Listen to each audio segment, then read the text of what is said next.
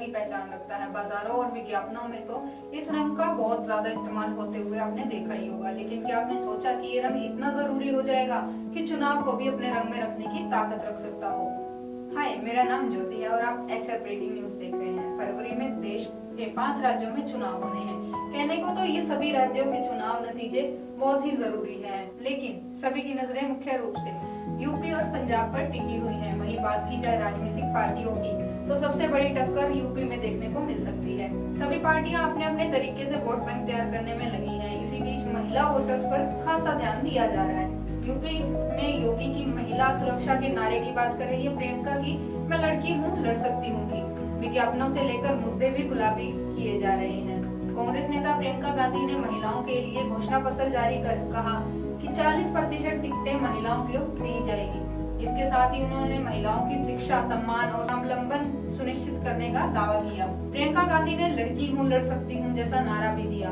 महिलाओं के आधार बनाने के साथ ही सभी राजनीतिक दल विज्ञापन से लेकर मंच तक सभी पर महिलाओं की सुरक्षा और रोजगार के वादे कर रहे हैं। ऐसे में सवाल यह है कि इस इलेक्शन में पार्टी महिला वोटर्स को लुभाने की कोशिश क्यों कर रही है? इस इलेक्शन को गुलाबी रंग क्यों दिया जा रहा है? तो आइए इसके पीछे के कुछ कारणों को जानते हैं। उत्तर प्रदेश के अलावा पंजाब, उत्तराखंड, गोवा और मणिपुर में चुनाव होने हैं। इन 5 राज्यों में करीब 8.5 करोड़ महिला वोटर्स हैं।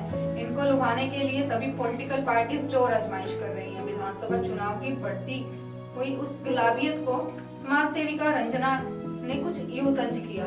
समाज सेवी रंजना कहती है कि पिछले 3 चुनावों में यह बात स्पष्ट हुई है कि महिलाओं ने पुरुषों से अधिक वोट डाला है। पहले महिलाओं के मतों पर किसी दूसरे की राय का प्रभाव होता था, लेकिन अब महिलाओं का वोट आजाद हुआ है।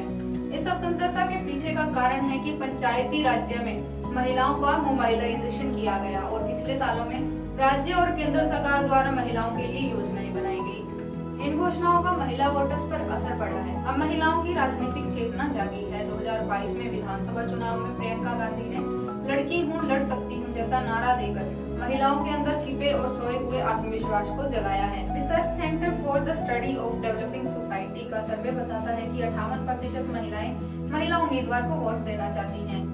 CSTS के सहायक निदेशक और प्रोफेसर संजय कुमार का कहना है कि अभी तक महिलाओं के वोट पर किसी दूसरे व्यक्ति का प्रभाव होता था, लेकिन अब वे राजनीतिक रूप से सोचने में स्वतंत्र और समर्थ हुई हैं। इसके पीछे की बड़ी वजह सोशल मीडिया हो सकती है। वहां से ही उन्हें जानकारी मिलती है। साथ ही यह भी देखा जा रहा है कि राजनीतिक पार्टियां इस बात को समझ गई हैं कि महिलाओं का वोट जिस पार्टी को जाएगा उसी पार्टी को बढ़त मिलेगी।